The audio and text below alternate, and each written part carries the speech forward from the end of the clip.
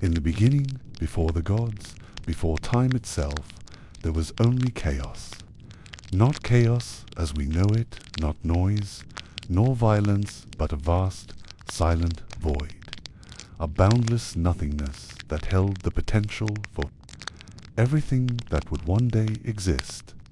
From this emptiness, the first beings emerged.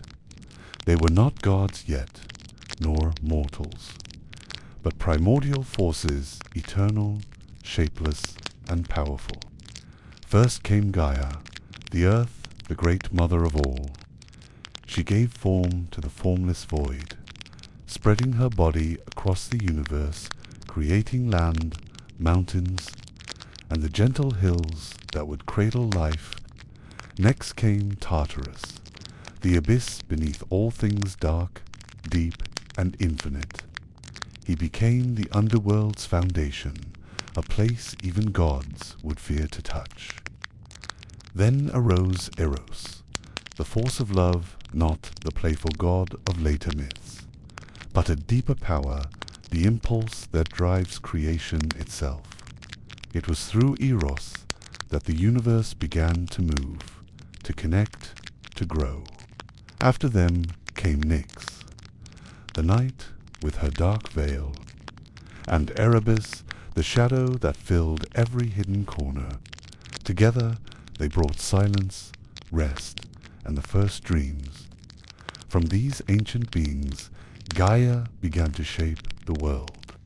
She gave birth to Uranus, the sky, her equal and her counterpart. When Uranus stretched himself above her, the earth and the sky met for the first time, a union so complete that day and night were born from their touch. Gaia and Uranus became the first true couple of creation. From their sacred bond came children powerful, vast beings known as the Titans. 12 in total, each representing the fundamental forces of the world. There was Oceanus, who ruled over the endless river that circled the earth. Zeus, the Titan of intellect and inquiry. Crius, associated with the constellations and the heavens. Hyperion, the Titan of light, who would one day father the sun, the moon, and the dawn. And Iapetus, the Titan of mortality and craft, ancestor of mankind. Their sisters were no less mighty. They, radiant and shining, embodiment of divine sight. Rhea, the nurturing mother, destined to give birth to the Olympian gods. Themis, the Titaness of divine law and order. Mnemosyne, memory itself, from whom the muses would one day descend. Phoebe, the tightness of prophecy and wisdom. Antitheus, goddess of the nourishing rivers and seas. Last of all came Cronus, the youngest and the most cunning. From his birth, Gaia sensed something different in him, an ambition, a restlessness, a spark that none of his siblings possessed. She loved all her children, but she knew Cronus would change the course of creation forever. As the Titans grew, the world took shape around them. The sky, stretched by Uranus, sparkled with the light of young stars. The seas filled with the laughter of rivers and streams, flowing through Gaia's veins, and deep within the earth, life began to stir tiny sparks of what would one day become creatures and men. But peace was not meant to last. For Uranus, though mighty and divine, was also proud and fearful.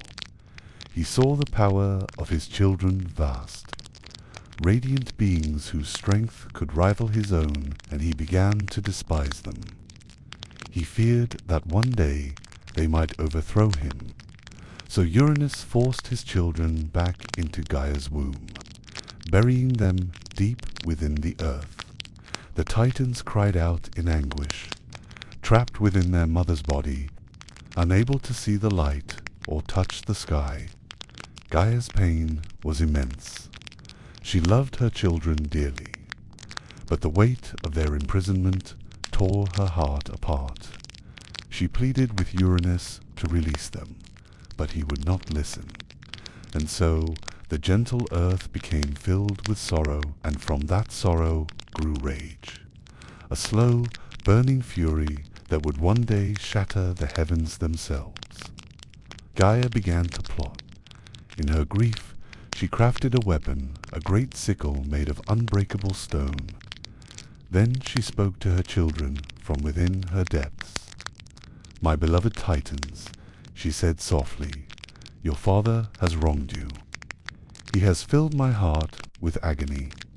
If one among you is brave enough, take this blade and free us all." For a moment there was silence. The Titans trembled, for they feared the might of Uranus. None dared to rise against the sky. None except one. Cronus stepped forward, the youngest of the Titans and the boldest. His eyes gleamed with determination and hunger. "I will do it," he said. "I will free us, and I will bring justice to the world." And so the fate of the cosmos shifted. Cronus took his mother's weapon and lay in wait for his father. One night, when Uranus descended to embrace Gaia once more, Cronus struck. With one swift motion, he severed the power of the sky. Uranus cried out, a sound that echoed through eternity. The heavens split apart, and the stars trembled. From the blood of the fallen sky, new beings were born, the giants, the Furies, and the spirits of the ash trees. And from the sea foam that rose where Uranus's essence touched the ocean, a new goddess would one day emerge, Aphrodite, the goddess of love and beauty. Cronus had done the impossible. He had overthrown his father and freed his siblings.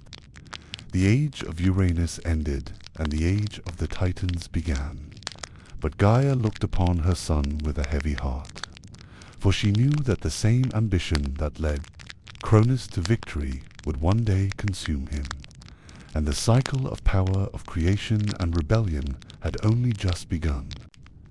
Then came Eros, the force of love and creation, not a god with wings and arrows, but the first spark of connection. Eros was the energy that drew one being to another, that urged existence to grow, to multiply, to reach beyond itself.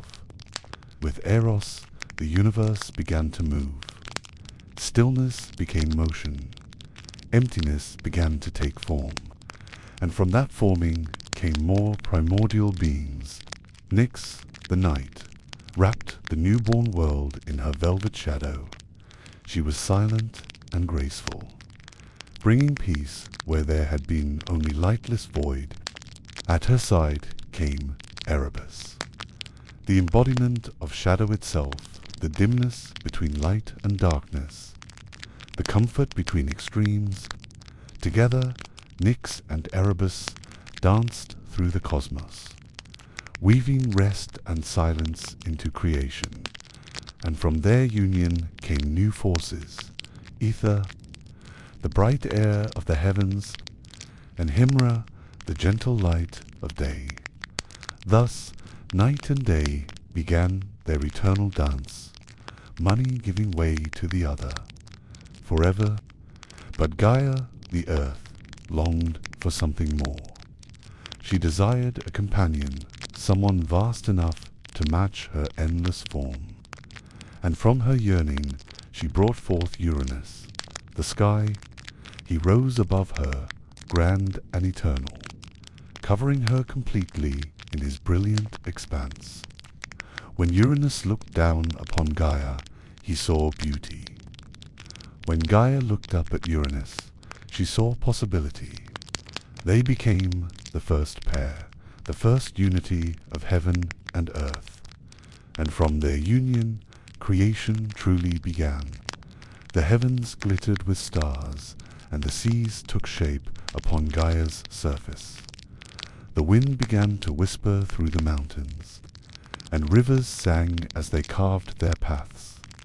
It was a world in perfect harmony, a world that had never known pain. From their sacred bond came children beings so immense and powerful that their very existence shaped reality. They were called the Titans. Gaia bore 6 sons and 6 daughters, each reflecting a part of the world itself. Oceanus, the eldest, became the endless river encircling the earth.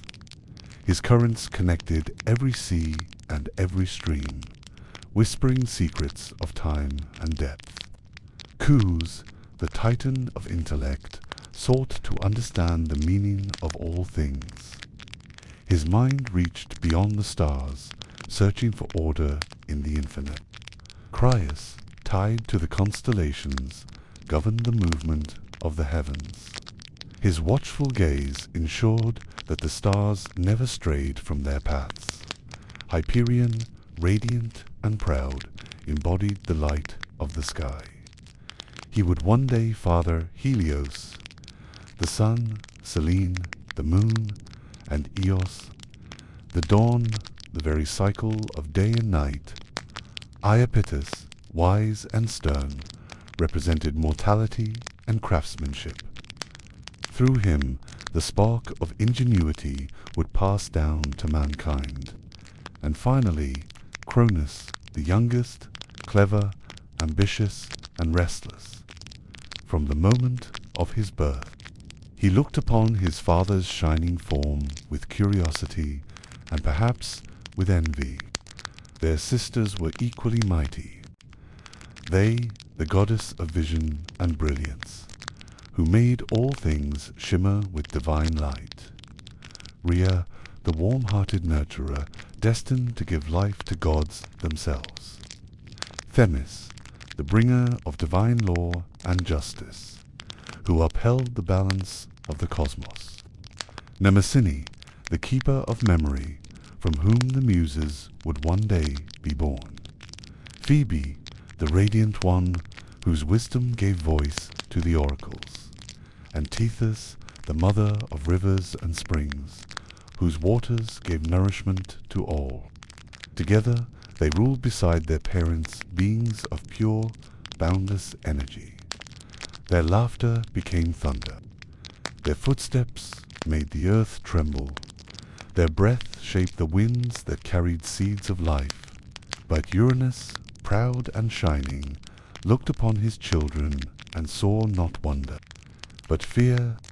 They were strong, radiant, and vast to vast.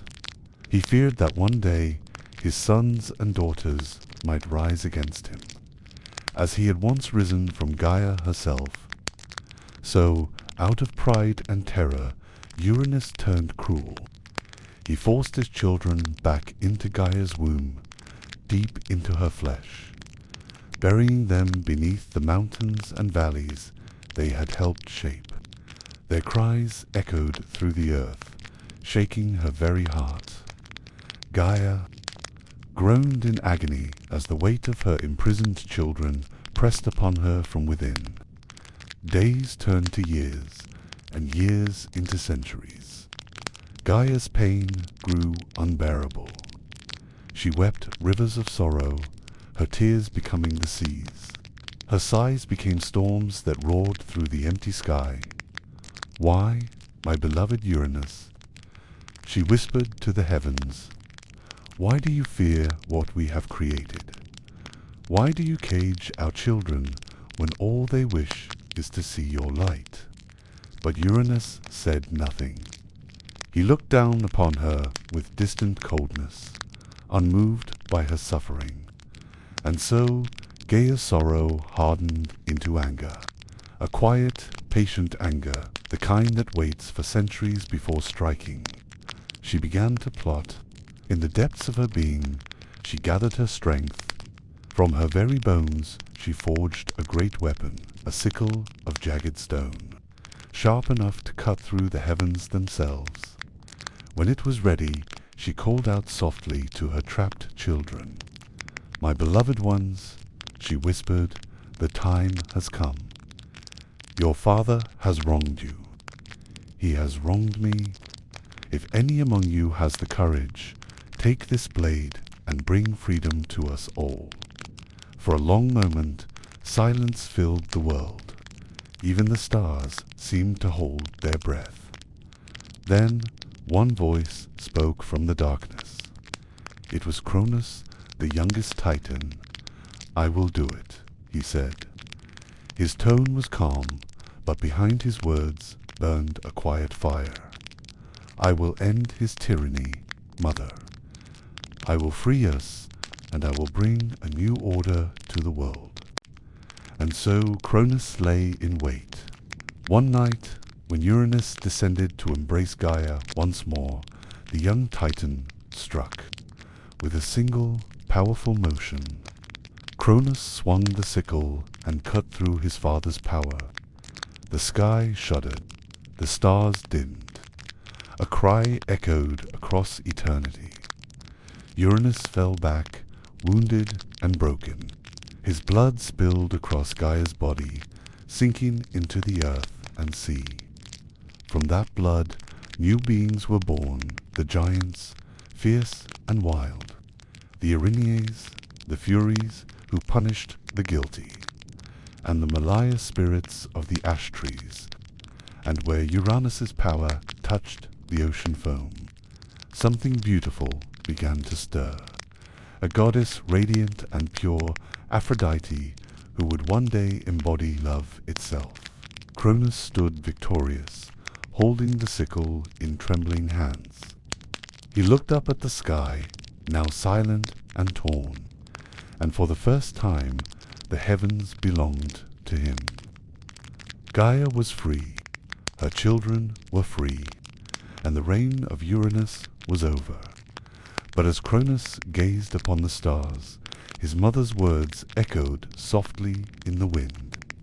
"Beware, my son, for as you have risen against your father, so too will your own child rise against you."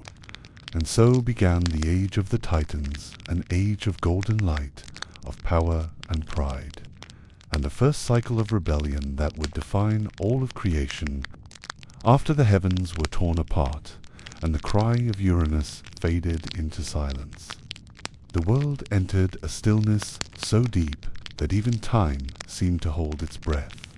The stars flickered uncertainly, the seas lay calm, and the great earth, Gaia, felt lighter than she had in ages.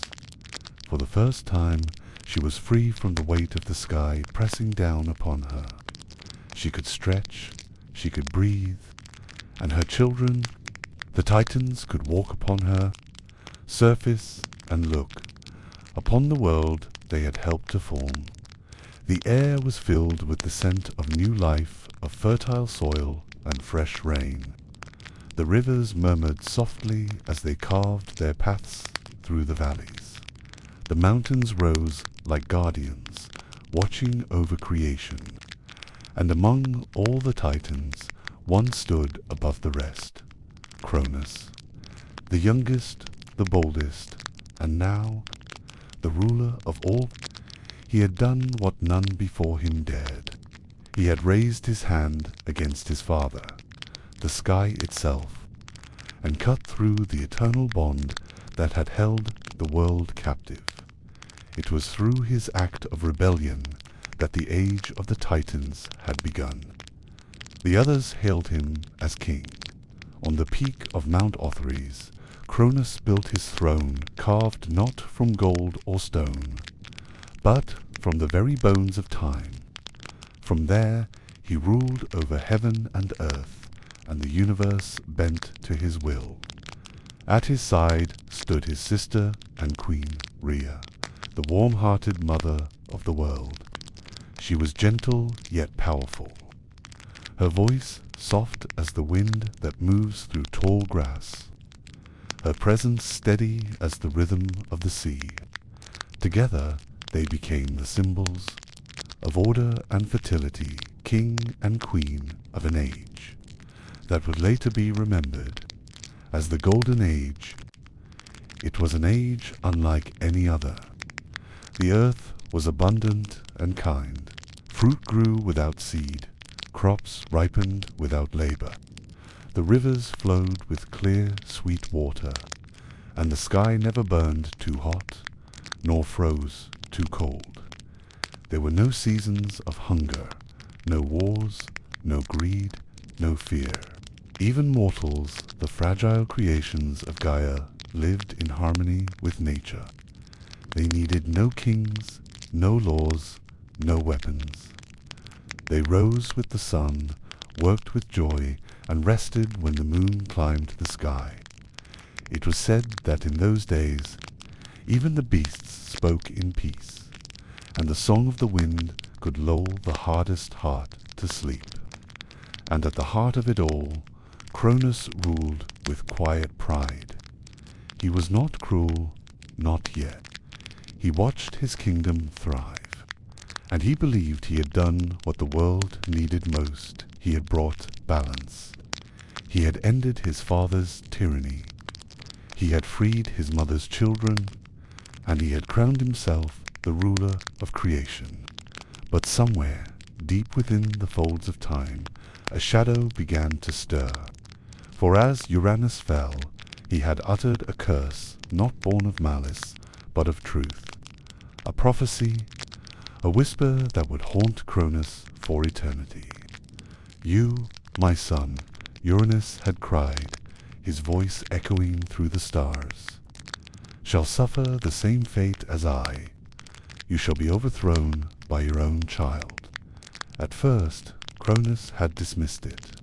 He had laughed, believing himself too powerful to fall. But prophecy has a way of lingering not as a sound, but as a feeling. And soon the laughter faded. Nights grew longer. The silence of the stars grew heavier. And sometimes, when the wind moved just right, Cronus thought he could hear his father's voice, faint, distant, yet unshakable. "Your child will destroy you." That voice began to follow him. It whispered in dreams, echoed in still water, lingered in the spaces between words. And though he ruled the cosmos, the king of the Titans began to fear what had not yet been born. Rhea saw the change before anyone else. Her husband, once strong and calm, grew restless. He paced the halls of Mount Othrys late into the night, eyes dark, mind heavy with thoughts he would not share. Sometimes he would stand at the edge of the mountain and stare at the horizon, as if searching the sky for an enemy that did not yet exist.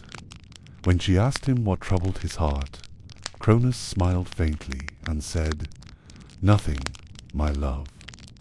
The world is perfect." But Rhea could feel the lie hidden in his voice. Then, one day, the queen of the Titans discovered she was with child. The world rejoiced, for this would be the first god born of the Golden Age. Gaia herself smiled, her hills swelling with life. But when Cronus heard the news, the warmth drained from his face.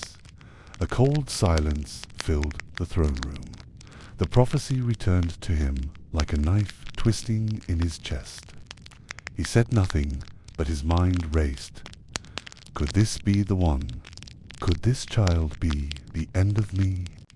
And so, when Rhea gave birth to her first child, a daughter, radiant and innocent, she brought the baby to Cronus with pride and love. "Look, my king," she said softly, "our firstborn, the future of our line." But Cronus did not smile.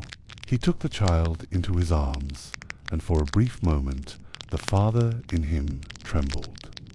The baby's eyes were bright and unknowing. For a heartbeat, the king felt peace. And then he remembered the prophecy. He remembered his father's voice. And before Rhea could move, before she could even cry out, Cronus opened his mouth and swallowed the child whole. Rhea's scream shook the mountains. Gaia herself trembled, but Cronus stood still, his expression empty. "It must be done," he said quietly. "It is the only way." Rhea fell to her knees, her tears soaking the ground. Her grief echoed across the world, but time did not stop. For Cronus was the god of time, and time, like him, moves forward no matter the pain it leaves behind. Years passed. Rhea bore another child, and another, and another. Each time she hoped that Cronus's heart had softened, and each time her hope was betrayed. Hestia, Demeter, Hera, Hades, Poseidon. 5 children swallowed, 5 lives stolen before they had even begun. The world that had once been golden began to dim. The air felt heavier, the seas grew darker, and whispers began to move. Through the halls of Mount Othrys whispers that the great king had broken the natural order. Even Gaia could no longer stay silent. She appeared before Rhea one night, her voice ancient and soft, her eyes filled with pity. "My daughter," she said, "the wheel turns again. The same fear that drove your husband's father has now taken him. But the world cannot live forever in fear. There is a way to end this, but it will take courage." Rhea listened, her heart weary. Gaia continued, "When next you bear a child, hide it from him. Let Cronus believe he has destroyed it, but in secret protect it. For one child, one yet unborn, will end his tyranny and restore the balance of the heavens." And so, when Rhea's 6th child was to be born, she fled. Under the cover of night, she left Mount Othrys and crossed the darkened sea. Waves whispered at her feet, and the stars guided her to a distant island Crete. There, deep within a mountain cave, she gave birth to her final son. He was strong, radiant, and fierce, a child who carried within him the spark of storm and thunder. She named him Zeus. The cave glowed softly as she held him close. Outside, the air was filled with the sound of distant waves, and the scent of wild honey. Rhea wept, both from joy and sorrow. When she returned to Cronus, she carried not her son, but a stone wrapped in cloth. Her heart pounded as she handed it to her husband. "Here, my king," she said, "another child for your keeping." Cronus took it without question, his eyes hollow, his hands trembling. He swallowed it whole, and with that the 6th child was gone. But this time the world did not cry. For this time a spark of hope remained. Far away, hidden in the cave of Mount Ida, the baby Zeus grew strong under the care of nymphs and spirits. He drank the milk of the divine goat, Amelph, and honey sweeter than any mortal taste. Each time he cried, the curate's armored guardians clashed their shields together to hide his voice, so that Cronus would never hear. The cave echoed with the sounds of bronze and steel, while outside storms gathered over the horizon, and though the king of the Titans sat high upon his throne, the echo of thunder began to haunt his dreams. He would wake in the middle of the night, cold and uneasy, certain that somewhere his fate was growing. The golden age, once bright and eternal, was beginning to fade, for time, even when ruled by gods, cannot escape its own cycles. And soon the sun would rise against the father. The story continues. After the birth of Zeus, the 6th child of Cronus and Rhea, The balance of the cosmos began to shift, quietly, invisibly, as if the universe itself was waiting for something it could not yet name. Far away from Mount Othrys, in the shadowed land of Crete, Rhea's final act of defiance had taken root. Hidden deep within the cave of Mount Ida, the baby Zeus lay cradled among moss and honey. Outside, rain fell softly upon the earth, as though even the skies sought to protect him. The nymphs who watched over him were gentle and patient, their voices weaving lullabies that echoed like prayers through stone. The goat Amalthea fed him her milk, rich with divine strength, and when the infant cried, the cute warriors clad in bronze would clash their shields and stomp their feet in thunderous rhythm, to mask the sound from Cronus, whose hearing reached across the heavens.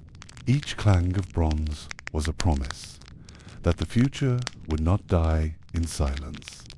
Years passed, and the child became a youth, strong and radiant, his eyes as bright as lightning beneath calm clouds. He would spend hours sitting at the cave's mouth, watching storms form far away, listening to the wind as if it was speaking to him. The nymphs would sometimes find him tracing the lines of clouds with his fingers, whispering, "Why do I feel as though the sky is calling me?" He did not yet know who he truly was, only that he was different. There was power in his veins, but also a strange loneliness, a sense that something vast and hidden was waiting for him. When he asked the nymphs about his parents, they would smile sadly and change the subject. But one night, under the faint glow of starlight, the eldest among them, Adrastea, told him the truth. She spoke softly. "You are the son of Cronus, the king of the Titans, and Rhea, the queen of the earth. Your father fears you because long ago a prophecy was spoken that one of his children would rise against him. He swallowed each of your brothers and sisters to prevent it, but your mother saved you." Zeus sat in silence for a long time. He could feel the air tighten around him, as if the world itself held its breath. When he finally spoke, his voice was calm, but filled with quiet fire. "Then I must set them free." From that moment, he was no longer just a child of prophecy. He became its answer. As Zeus grew into manhood, his power awakened slowly, like thunder gathering far away before a storm. When he walked, the wind shifted. When he grew angry, clouds darkened over the mountains. The nymphs, both awed and afraid, knew that the boy they had raised would soon leave them.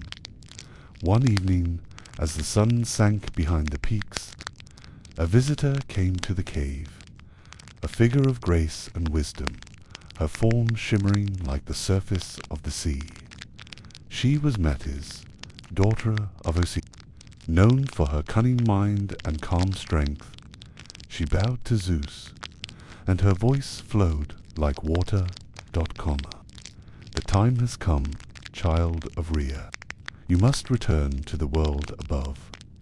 You must face the father who devoured his own blood." Zeus looked into her eyes. There was no fear, only a steady resolve. "Tell me what must be done," he said. Metis led him down from the mountain, across forests and rivers older than time. The earth seemed to guide their steps. Even the stars above shifted, as though watching the birth of destiny. They traveled in silence until they reached the edge of the great sea, where the waves shimmered under the moonlight. There Metis knelt beside the water and whispered ancient words. From the depths, a small vial rose glowing faintly green. "This," she said, is a potion born from the wisdom of the ocean itself. It will force your father to release what he has stolen, but you must deliver it to him with your own hands.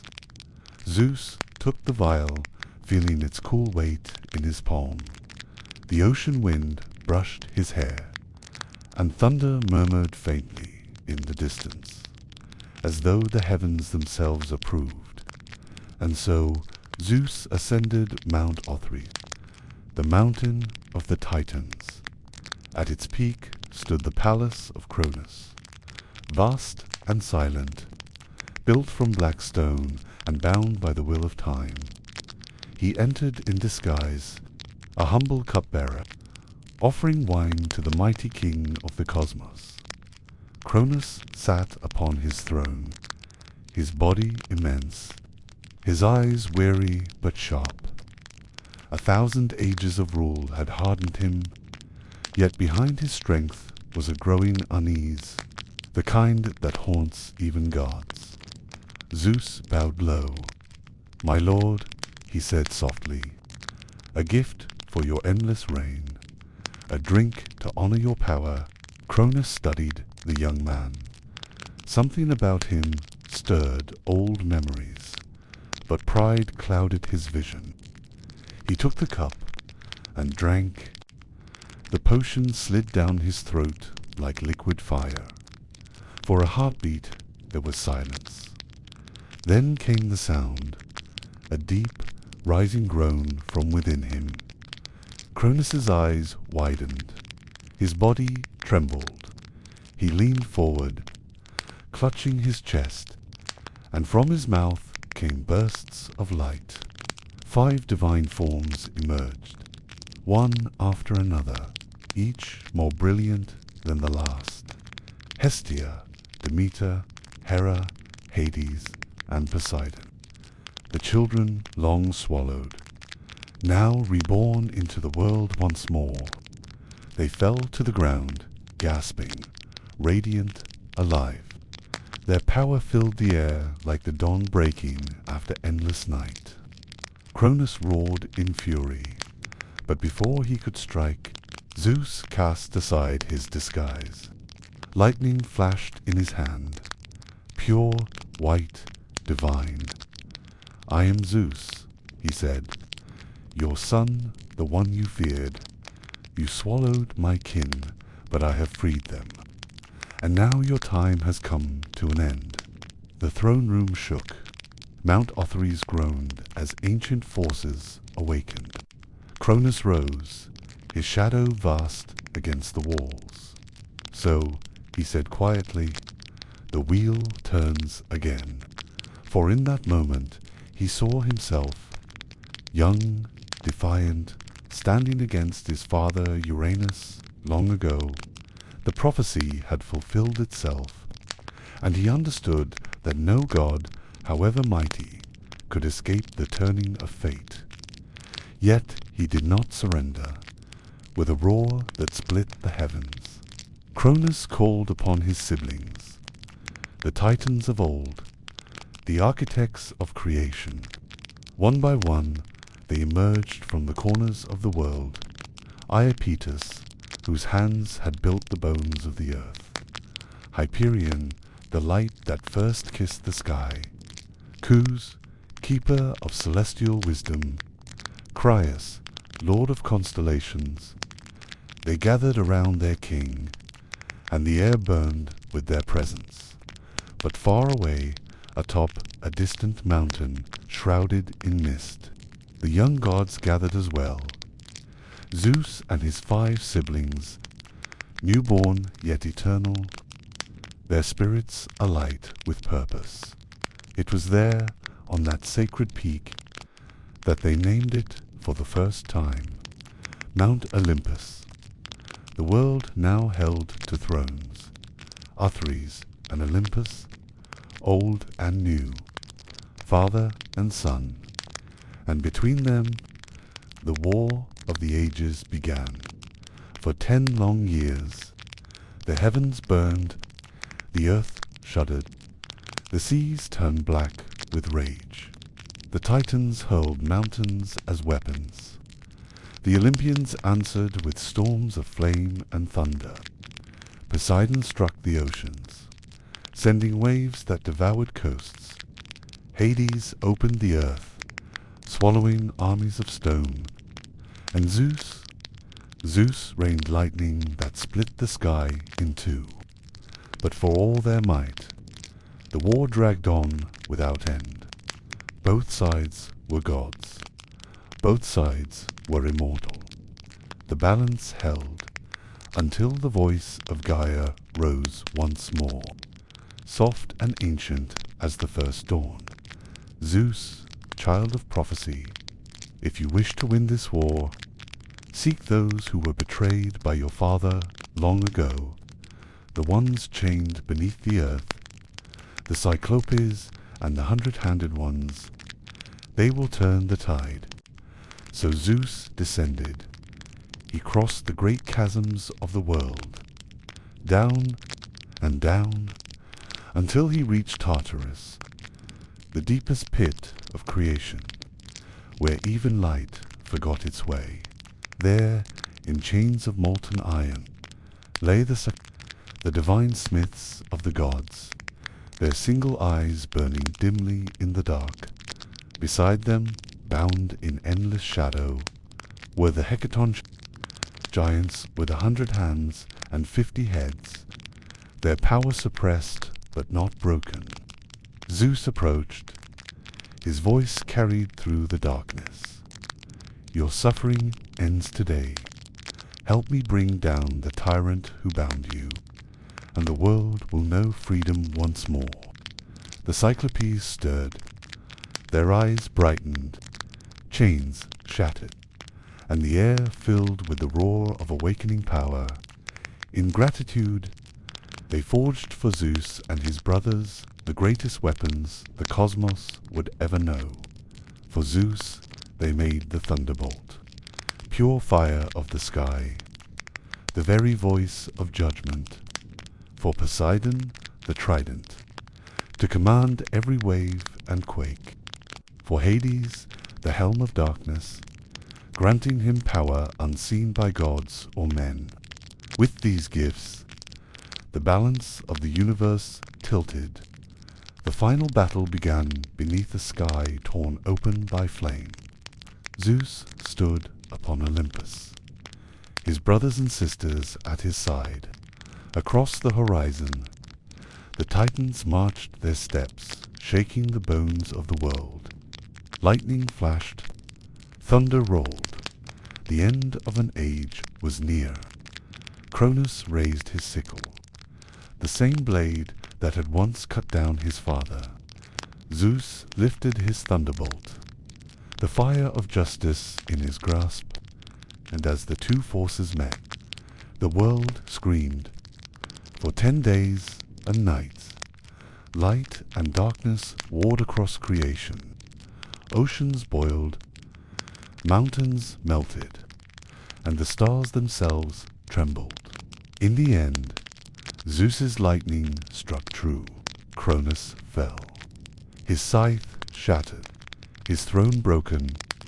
One by one, the Titans were cast down into Tartarus, bound in chains forged by the Cyclopes. Their cries echoed through eternity. But time moved forward, as it always does. The war was over. The age of the Titans had ended. And upon the high peak of Olympus, the young gods stood together, victorious, solemn, eternal. Zeus looked upon his siblings and said, "Let us rule not as tyrants, but as keepers of balance. The world must have order, and the heavens must know peace." And thus the age of the Olympians began, an age of thunder and wisdom, of beauty and betrayal, of gods who walked among men, and stories that would echo through time itself. When the last echo of thunder faded, and the ashes of war settled over the mountains, the world entered a silence so vast that even the gods stood still to hear it. The age of the Titans had ended. Their thrones were shattered, their voices sealed in the dark abyss of Tartarus. Only the faint hum of time remained, the steady pulse of a world waiting to be rebuilt. Upon the highest peak of Mount Olympus, the new gods stood, tired yet eternal, their faces still marked by the fire of battle, their eyes reflecting the storms they had endured. The war had left the earth scarred. Mountains lay broken. Rivers had changed their course, and the sky itself bore the faint burn of divine fire. But from destruction, order would rise again. And so the 6 children of Cronus and Rhea gathered together. To decide the fate of creation, Zeus stood at the center. The air around him shimmered faintly, lightning sleeping just beneath his skin. To his right was Poseidon, broad-shouldered, his eyes deep as the sea, the scent of salt and storm clinging to his presence. To his left stood Hades, quiet and watchful, his shadow stretching farther than the eye could follow. Behind them were the goddesses, Hera, proud and regal, her gaze sharp with intelligence, Demeter, whose hands still carried the warmth of fertile earth, and Hestia, calm and radiant, the quiet flame that would forever warm the hearts of gods and men alike. They had fought as one. Now they would rule as one. But first they had to divide the world. Zeus lifted his hand, and 3 stones appeared before them, glowing softly in the fading light. "Let us draw lots," he said, "for none of us should claim dominion by pride or by force. The world shall decide our fate." Poseidon nodded in agreement. Hades remained silent, but his eyes gleamed with understanding. Zeus closed his hand over the stones, shook them once, and let them fall. When they landed, the first stone glowed silver, the mark of the sea. The second, dark and deep, the underworld, and the third, pure white, the sky. Zeus turned to his brothers. "Poseidon," he said, "the silver stone is yours. You shall rule the seas and all the creatures within them, from the calmest shore to the deepest abyss. The waves shall obey your trident." Poseidon bowed, and as he did, the ocean roared in approval. Zeus then faced his elder brother. "Hades," he said, "the dark stone falls to you. The underworld shall be your domain, not a place of evil, but of silence and balance. You shall guard the souls of the dead, and ensure that life and death remain in harmony." Hades inclined his head. No joy, no sorrow, only acceptance. The earth trembled softly, acknowledging its new keeper, and finally Zeus looked upon the white stone. "And I," he said quietly, "shall take the sky, the vault of heaven, the realm of thunder and storm. From this height I will watch over gods and mortals alike." Thus the world was divided, sea, sky, and underworld. 3 realms bound by blood, each different, yet forever connected. But above all 3, one place stood as their meeting ground, Olympus, the mountain of the gods. There Zeus built his great palace, a fortress of marble and gold, its halls echoing with eternal light. The peaks of Olympus pierced the very heavens, and its clouds glowed with divine fire. No mortal could climb its slopes, for it stood outside of time itself. neither earth nor sky, but the bridge between them. Here the Olympians would reign, not as conquerors, but as guardians of balance. The first dawn of the new age rose over Olympus, the sun, reborn after years of darkness, spilled its light upon the mountains and seas. It touched the world with warmth again, a promise that creation would heal. Zeus walked the marble steps of his new throne room.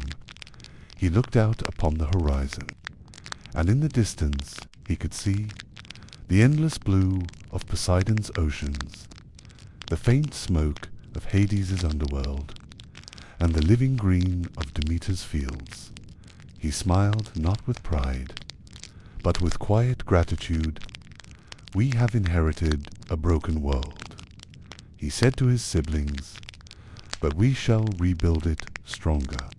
The Titans ruled through fear and silence. Let us rule through justice and wisdom.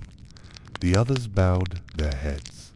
In that moment, the Olympians became more than victors. They became the stewards of existence. Yet even peace carries shadows. Far below, in the depths of Tartarus, the defeated Titans stirred. Cronus sat in silence, his chains heavy but his mind unbroken. Beside him, the ancient ones murmured, their voices like echoes of thunder long past. They did not sleep, for gods, even in defeat, do not die, and sometimes the whispers of the past find their way to the ears of the present.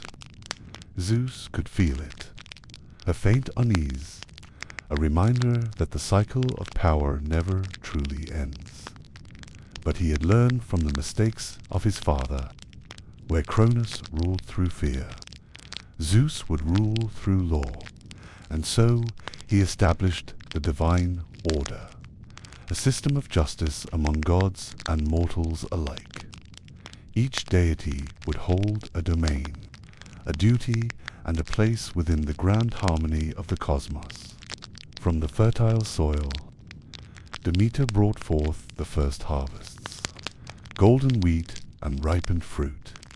She became the goddess of the earth's bounty, the guardian of life and renewal. From the quiet flame, Hestia lit the first hearths, her fire burning in every home and temple. She became the heart of Olympus, the gentle spirit of warmth and peace. Hera, queenly and proud, took her place beside Zeus as consort and protector of marriage. She ruled with wisdom and dignity, ensuring loyalty among the divine and the mortal alike. Poseidon claimed the deep, building a palace beneath the sea, from coral and pearl, where sea nymphs danced and whales sang hymns of the tides. And in the silent darkness, Hades shaped his own kingdom, not a place of torment, but of balance, where every soul found its rightful place in eternity. Each god fulfilled their role, and for a time, the world was in perfect balance. From that balance came new life.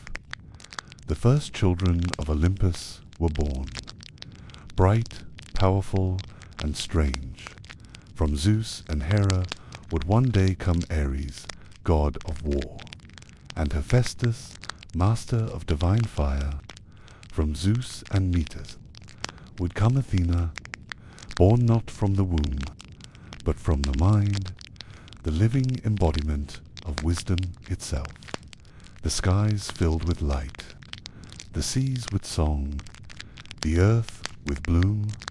For the first time since creation began, the world was truly alive, and so began the age of Olympus, an age of thunder and light, of gods who walked among mortals, and of stories that would never fade. From this mountain, the fates of heroes and kingdoms would be decided. Love, war, betrayal, and destiny, all threads woven by divine hands. Zeus looked upon it all, and though he ruled the heavens, he never forgot the shadow of prophecy, for somewhere deep within his heart, he knew the wheel of time would one day turn again. But that is a story for another age. The world had healed from the fury of war. Mountains, once shattered by the blows of titans and gods, had begun to knit themselves together. Rivers, tainted with ash and blood, ran clear and cool once more. The winds no longer carried the echoes of thunder from battle, but whispered softly across the land. Whispers that seemed to speak of hope, renewal, and something yet unseen. The Olympus of the new age rose above it all, a mountain carved by time and destiny, its peak crowned with golden halls that glimmered even in the faintest twilight. Here the new gods had taken their thrones, each carrying the weight of both victory and responsibility.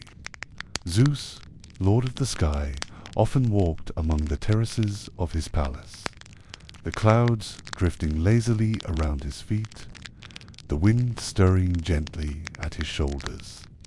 His mind was restless. Though the Titans were defeated and order restored, the world below still seemed incomplete. He watched the valleys, forests, rivers, and seas, and felt a yearning, a sense that the world had potential beyond mere survival. It was Prometheus who first voiced the thought that had lingered quietly in the hearts of the gods. Great Zeus, Lord of heaven and storm, the world you have shaped is beautiful, but it lacks a mind that can wonder at it, a being capable of choice, of art, of love. Without such a creature, your creation is merely a garden of shadows. Zeus considered this in silence. The idea was bold, even dangerous. To grant such power to something so fragile was to risk defiance, perhaps even rebellion. Yet there was truth in Prometheus' words. The world needed life that could reflect the glory of the gods, not in power, but in spirit. And so Prometheus descended to the earth, careful to move where the shadows of the gods' former war still lingered. He wandered through dense forests where sunlight barely touched the mossy ground, across plains where the grass grew thick with untamed abundance, and along riverbanks that mirrored the sky. Here he shaped the first humans from clay, hands skilled and patient, forming limbs, faces, eyes, and hearts. Every movement was deliberate, every curve a reflection of divine intention. He gave them posture upright, minds capable of thought, and hearts that could feel both sorrow and joy. When the clay figures were complete, Prometheus breathed life into them, a breath containing warmth, curiosity, and the spark of immortality. And so the first humans opened their eyes, their gaze wide with wonder at the world around them, their first cries echoing softly through valleys and forests. They explored cautiously at first, learning to walk, to feel the wind against their skin, to sense the movement of the earth beneath their feet. They were fragile, yet filled with a curiosity that even the gods could admire. But the first humans were cold. Their nights were dark, the winds cut through them, and the stars, though beautiful, gave no comfort. Their bellies went empty, and they huddled together for warmth. Prometheus, observing them, felt a deep compassion. He understood that survival alone was not enough, that they needed fire, the spark that could illuminate, warm, and empower. He approached Olympus, seeking Zeus' permission. Father of gods, Prometheus pleaded, "Give these creatures the gift of fire. It is small, yet it will protect them and help them thrive. It will teach them, guide them, and inspire them to greatness." Zeus looked down from his golden throne. Lightning danced faintly in his eyes. "No," he said firmly. "Fire is divine. It belongs to the heavens alone. Should it touch mortals, they will grow arrogant. They may challenge the gods, and chaos will follow." Prometheus bowed, but a quiet resolve settled in his heart. If Zeus would not give it, he would take it himself. One night, while Olympus slept, Prometheus climbed the mountain's mist-shrouded peaks. The winds whispered in his ears, and the clouds parted at his passing. He reached the chariot of the sun, where the eternal flame burned, and carefully captured a spark using a reed of fennel. Descending swiftly to the earth, he hid the flame within his cloak and presented it to humanity. The first humans gazed in awe as the spark blossomed into fire, warming their bodies, illuminating their night, and giving them the power to cook, to forge, and to create. The earth seemed to sigh in relief, and even the wind carried the faintest of whispers. Promises of growth, learning, and civilization yet to come. Yet Zeus watched all from Olympus, and his heart burned with fury. "Prometheus has defied me," he thundered. "He has taken fire from heaven and given it to mortals unworthy of it." The clouds darkened, and thunder rolled across the skies. Prometheus was seized and brought before Zeus' throne. Bound by chains of adamant, he stood tall despite his torment. "Why do you defy me, Titan?" Zeus demanded. "Do you not see your punishment?" Prometheus spoke calmly. "I have given them hope and the spark of life. This is not defiance. It is compassion. They are fragile, yes, but capable of greatness. One day they will honor the gods for what we have given them." Zeus' eyes flashed. "Then your punishment will be eternal." Prometheus was chained to a rocky peak, and each day an eagle descended to feast upon his immortal flesh. Each night the wounds healed and the torment began anew. Yet even in suffering he did not regret his choice, for humanity now had fire, and with it the first steps towards civilization.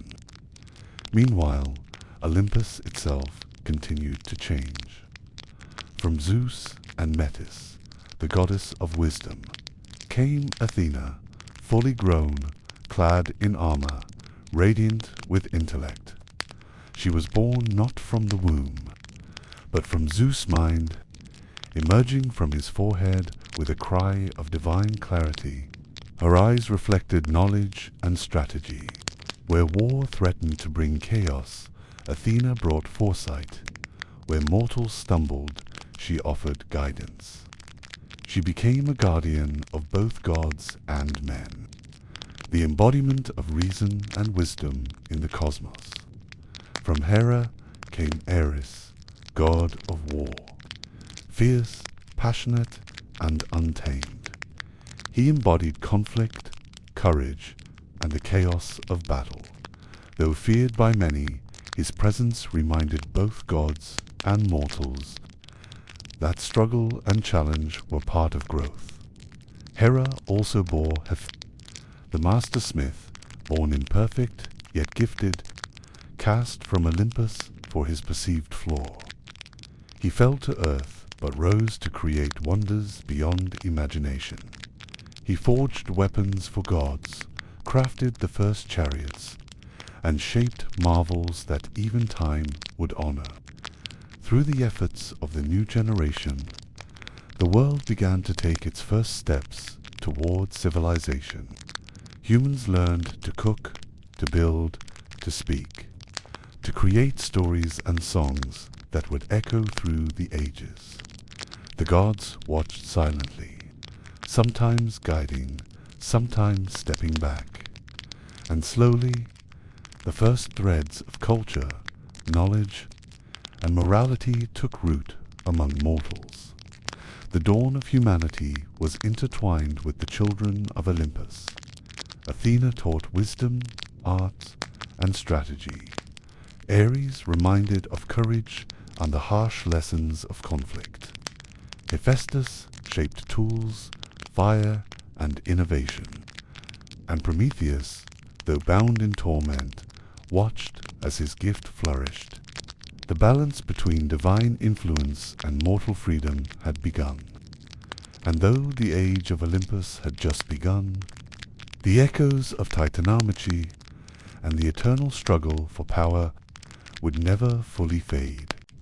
In this new age, mortals could dream, create, and aspire, carrying within them the spark of the gods themselves, and ensuring that the legacy of Olympus would live forever. The wind swept softly over the mountains, rivers reflected the golden sunlight, and forests whispered with the voices of creatures yet unnamed. The world was alive, and so the story of Olympus and its children continued, a story of wisdom, fire, war, and the dawn of mortal life. The age of mortals had begun, and with it the endless cycle of creation, learning, and divine influence. Unfolded under the watchful eyes of gods, the echoes of the Great War had faded. Mount Othrys lay in shadow, its peaks scarred and silent, its halls empty except for the imprisoned Titans, whose chains still bound them in the deepest reaches of Tartarus. Time itself seemed to hold its breath, for though Olympus now ruled the skies, the Titan's legacy remained, a reminder of the past, of power misused, and of prophecy yet unfulfilled. Cronus, once lord of the heavens, sat upon his rocky prison, chains biting into his wrists and ankles. Yet his mind remained sharp, and his voice a low rumble in the darkness. "So it ends," he murmured, "yet I feel the threads of fate twist still. The wheel of time turns, and my children's children will know the power I once held." Even in chains, the Titan's presence could not be erased. Iapetus, Hyperion, Cus, Crius, and the others murmured among themselves, their voices like the distant roll of thunder, reminding the world that eternity is patient, and vengeance waits in silence. But Olympus had risen to meet the challenge. Zeus, holding his thunderbolt, stood atop the highest peak, his eyes surveying the earth, sea, and sky, and even Tartarus below. He did not celebrate victory, for victory is fleeting. Instead, he contemplated balance, that fragile, eternal balance between freedom and power, between mortal and divine. The Olympians, now fully established, had divided the world among themselves. Zeus ruled the skies, the storms, and the overarching law of gods and men. Poseidon ruled the seas, the waves, and all creatures within their depths. Hades presided over the underworld, ensuring the cycle of life and death remained uninterrupted. Hera, queen and guardian of marriage, guided loyalty and sacred bonds.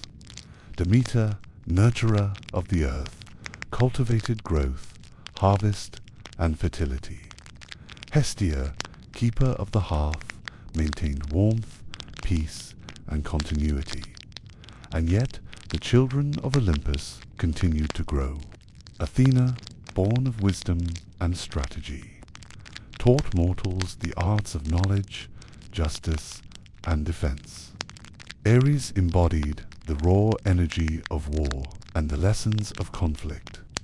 Hephaestus forged weapons, tools, and wonders, shaping civilization alongside Prometheus' gift of fire.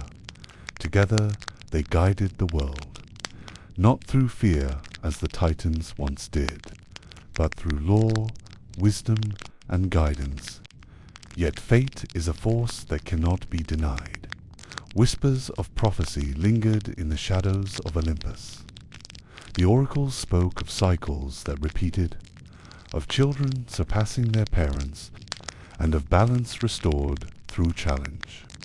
Even Zeus, wise and vigilant, could not escape the pull of destiny.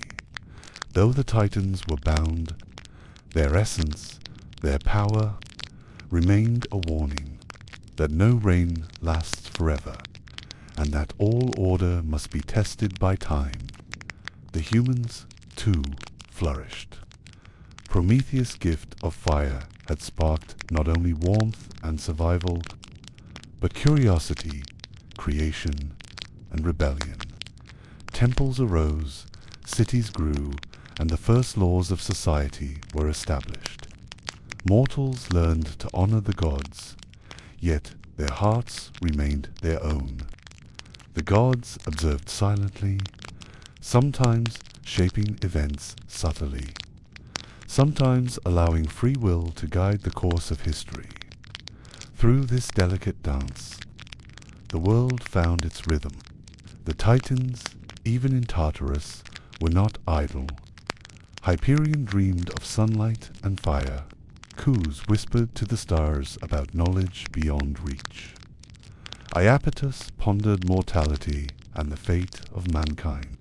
The chains that bound them could not bind thought, and their whispers would echo through prophecy, touching the lives of both mortals and gods.